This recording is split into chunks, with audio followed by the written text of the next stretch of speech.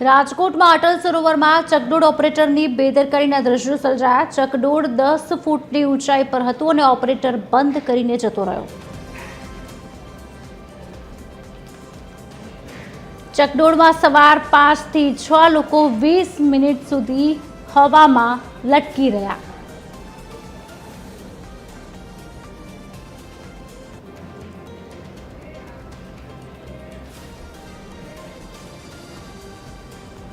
મામલાની જાણ થતાં જ ફાયર બ્રિગેડે તુરંત પહોંચીને લોકોનું રેસ્ક્યુ કર્યું છે। કાર્યવાહી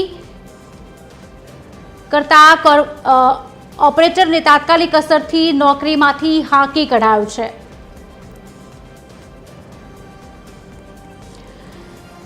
આ અંગે વધુ વિગત આપશે સંવાદદાતા રવિ મોટવાણી રાજકોટથી લાઈવ જોડાઈ ચૂક્યા છે। રવિ, એક તરફ ગંભીર બેદરકારી કહી શકાય, ઘણી મોટી ઘટના બની શકતી હતી, શું વધુ અપડેટ્સ મળી રહ્યા છે? જોકે હાલ તેને નોકરીમાંથી બરતરફ કરાયો છે, શું વધુ વિગત? જી જરૂરથી જણાવી દઉં, રાજકોટ એટલે રંગીલું શહેર અને અટલ સરોવર રાજકોટની એક શાન છે। ત્યારે અટલ સરોવરમાં ગઈકાલ રાતના જે ઘટના બની તે ઘટના અંગે જે ડેપ્યુટી કમિશનર છે CK નંદાણી આપણી સાથે જોડાયા છે, તેમની સાથે જ સીધી વાત કરીશું કે સમગ્ર ઘટના મામલે તેમનું શું કહેવાનું છે અને શું પગલાં લેવામાં આવશે। સાહેબ, TV13માં આપનું સ્વાગત છે। જે ઘટના બની છે આ જે અટલ સરોવર ખાતે, એના વિશે શું કહેશો? જી, મોડી રાત્રે આ ઘટના બનીના અમને સમાચાર છે। ખરેખર એક ગંભીર બાબત છે અને દુઃખદ બાબત છે। પરિવારને અમે અમારા તરફથી એક એપોલોજીસ પણ આપીએ છીએ। અમે હાલ અહેવાલ મંગાવી રહ્યા છીએ, કારણ કે ગઈકાલ રાતના જ બધી છે, મારી પાસે સંપૂર્ણ વિગત નથી કે આના માટે શું કાર્યપદ્ધતિ હતી અને કાર્યપદ્ધતિ બનાવવાની ભૂલ છે કે કોઈ માનવ કે જે ઓપરેટર હતો એની ભૂલ છે। સાંજે કે કાલ સુધીમાં તે અહેવાલ આવી જાય એટલે ડેફિનેટલી આના માટે કોઈ શિક્ષાત્મક અથવા દંડાત્મક અથવા બંને એ કાર્યવાહી અમે કરી રહ્યા છીએ। સાહેબ, વાત કરીએ કર્મચારીને તો છૂટો કરવામાં આવશે, કોન્ટ્રાક્ટરને, પણ જે એજન્સી છે તેની સામે જ પગલાં લેવાના છે આપણે? હા, એટલે એ જ હું આપને કહેવા માગું છું કે મારી પાસે એક વિગત આવી જાય સંપૂર્ણ કે આના માટે કોઈ કાર્યપદ્ધતિ હતી કે નહીં, હતી તો તે યોગ્ય હતી કે નહીં અને એની અમલવારી માટે એનું શું વ્યવસ્થા હતી।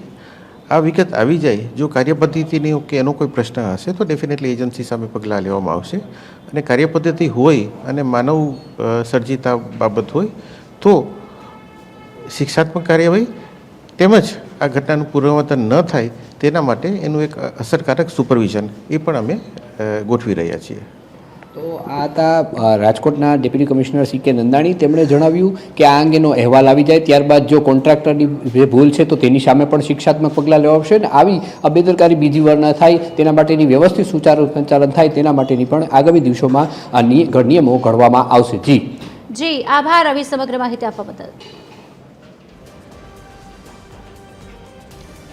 રાત્રિના 10:30 આસપાસની આ ઘટના છે। ઓપરેટરને તાત્કાલિક નોકરીમાંથી કાઢી મૂકવામાં આવ્યો છે। ઓપરેટરની ગંભીર બેદરકારી કહી શકાય।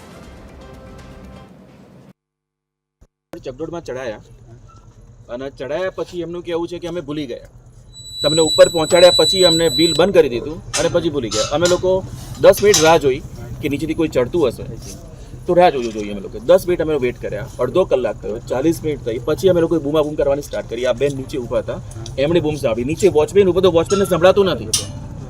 તો એ લોકો તો હતા ને હાજર હતા કે નહીં? કોઈ હાજર નતું, વોચમેન હાજર હતો પણ વોચમેન નહીં, આ જે રાઇટ્સ વાળા હતા એ કોઈ જતા રહ્યા, બંધ કરીને જતા રહ્યા। એમનું કહેવું છે કે અમે ભૂલી ગયા હતા દાદા, અમને કે અમને ઉપર ચડાયા હતા અને વોચમેન નીચે બેઠો છે, એને ખબર નથી કે અંદર કોણ હશે। કે વોચમેનનું કહેવું છે કે કોઈ મેન્ટેનન્સ કરવું હશે, અડધી રાતે ફેરિસ વ્હીલનું મેન્ટેનન્સ કરે છે લોકો, બોલો, અડધી રાતે।